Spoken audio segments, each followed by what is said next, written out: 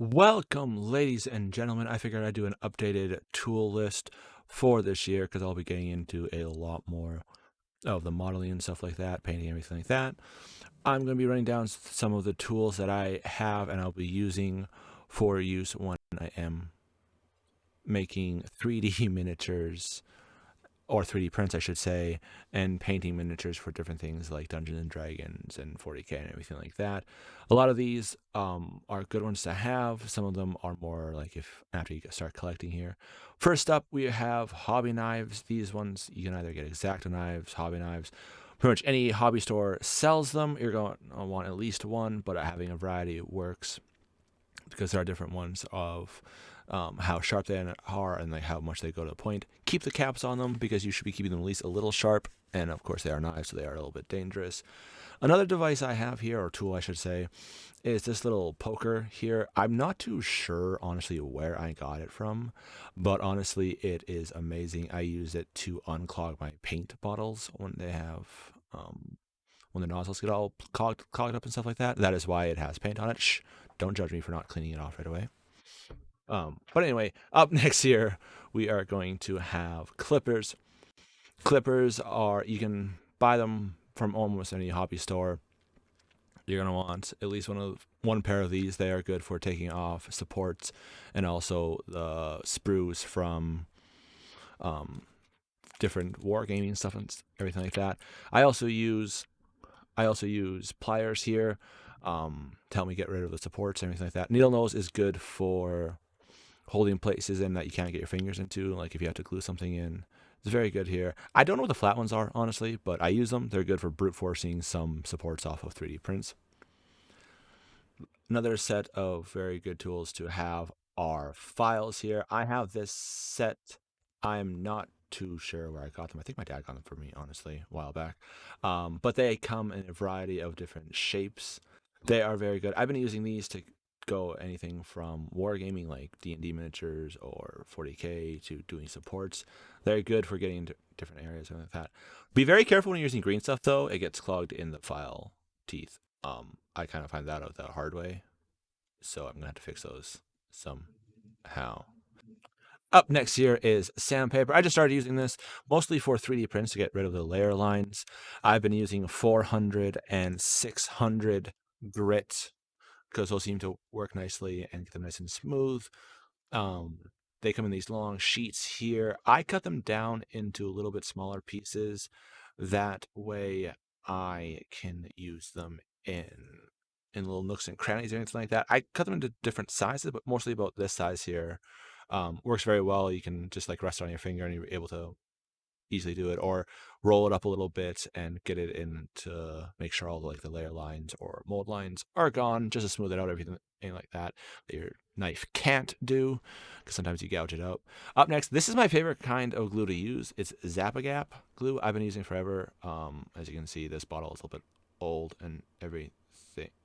Don't need this, whatever. But this is old. I am using new stuff because I was able to buy it in bulk, and that is Gorilla Super Glue. Man, this stuff is strong. Holy crap. It is. Be very careful if you have any like drops on your fingers or anything like that. Up next, we have a 2 temperature glue gun here. I use these to help either bind the prints together, or also if I have a multi-piece print and I need to fill in gaps and I don't want to use green stuff, this helps a lot to fill it in very easily and cheaply. I use these massive sticks because it is a lot more convenient to use these than those short ones that you have to constantly reload over and over again.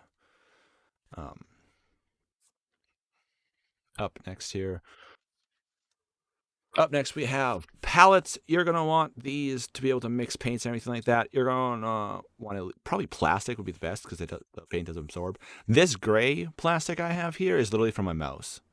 So you can use anything really as long as you can mix paint on it.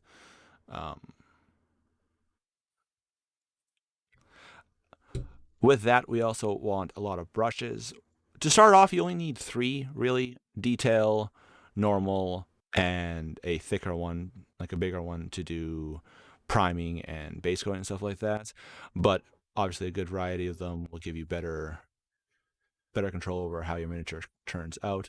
You don't want to leave them just laying down like that, though. You're going to want something to hold them in. So what I use here is one of these two items here. This is an old receipt roll that it was just nice thick plastic I used. It was for something else, but I ended up using it for paint. Or this, which is a Nerf gun launcher, Nerf dart launcher that broke, and I just took this because it fits them perfectly.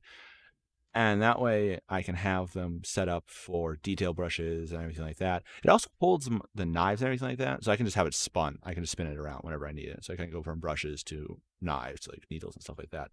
Very, very handy. Find what else works for you. Up next here, this is a bonus. This is not necessarily need, but it's very helpful. I have this old Dremel from a family member.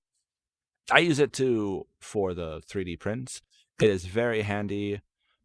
It helps you either smooth stuff out or fix stuff. Like if you have to cut an entire chunk out for some reason because of like a misprint, but you don't want to throw the entire print out. Very, very handy. Definitely something to invest in. Obviously not right away, but good to have. The next thing I use that you guys are going to see are playing cards here. I use them because they're handy. They're just small little pieces and they're good to do this stuff. I've done a few things with them, not on the channel, but something I can post up. I get them from a local casino, so I can just get a whole bunch of them. Might not be convenient for everyone, but very good to use as an impromptu palette, or if you need to like make something smooth, anything like that. Very good to use. The next thing here is Emery boards or nail files. They have different grit, so they're essentially sticks of sandpaper. Very good because it's a little bit harder than just the flimsy sandpaper. You can get these for a couple bucks at a dollar store or anything like that. The next item here is green stuff or neatite. It is a sculpting putty. It's a 2-part putty made out of blue and yellow side. You take the parts you want. One side makes it harden faster than the other. I don't remember which is which. I always use equal parts or as close to equal parts as I can of each of them. But you're going to see this for sculpting or like fixing little mistakes, anything like that. Very good for filling gaps. Like I said, sculpting little bits and everything like that onto a miniature. That might have been a misprint or you accidentally gouged out too much. You're going to want a sculpting tool to use with it. I have one here, this piece here that I always use. I have a proper sculpting set, but I always come back to this tool. I don't know why. It just is the best for me to use. Going to want to make sure you use water so it doesn't stick too. But you should have water on hand if you're painting anyway. These here are another bonus item here. These are miniature holders that I backed on Kickstarter years ago. I love them because of just how handy they are. There's the 2 different kinds here, the full hand one or the little one to the left. Very handy. The bars is so you can rest your hands like that so you don't get cramped or you don't actually touch the miniature. They come the bars come in a couple different sizes, so if you have like bigger hands, it's easier. If you have smaller hands, it goes a little bit closer, or for small miniatures and large miniatures. And you can just have the rest here so you don't have to let it drip or anything like that. These are very handy. They are cork based, so you're able to use pinned miniatures as well and everything like that. I would definitely recommend investing in these, especially if you're going to be doing a lot of miniature painting. It is going to save your hands from a lot of cramps in the future. Especially if you're doing like the medium-sized creatures or smaller. Large creatures not so bad, but the medium-sized or smaller, these things will definitely help you. Up next here is a syringe. This is very good if you happen to have some paint pots from a company that shall not be named that uses really stupid paint pot designs and want to transfer them into the far superior eye drop bottle. Or for what I use them for is making my own washes or adding a little bit of water to my paints to keep them from drying out too much. It's a very simple tool, but very helpful. Up next here, we have a knife sharpener. And I got this for a different project, but it's good for using on the hobby knife blades just to keep them a little bit sharp.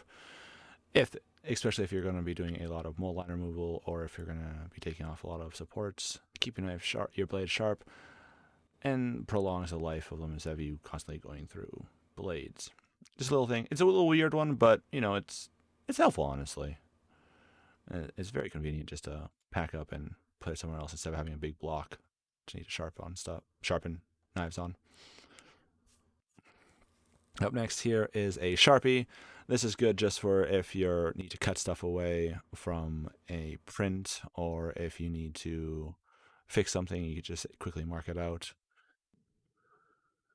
And the last item we have here is some painter's tape. I use very fine stuff because I usually work on littler miniatures and stuff like that. But this is good for making sure that paint doesn't bleed over. See, very thin, less than an inch. That white square there is an inch big. It's good because when you pull it up, since it is painter's tape and it's designed for this stuff, it theoretically shouldn't pull up the paint, and I've had really no problems with it so far. But those are the tools that you guys are going to be seeing in the upcoming videos. Remember, if you guys want to see all of them, hit that subscribe button, turn on that bell notification, right? And that's what it's supposed to be. Yeah. Join the Discord. That is where I'm going to be doing some hangouts while I make these art projects, painting, video, whatever you guys want to call them. But remember to follow the rest of my social media, links in the description down below, also on screen. And remember that I launched a Patreon this year, so if you guys want to directly support making these art videos, painting videos, and also influence where they're going to be going in the future with what's coming out and everything like that, remember to check that out. But I will see you guys all later. Remember, stay safe, stay healthy, stay awesome, because you guys are all awesome. Bye-bye.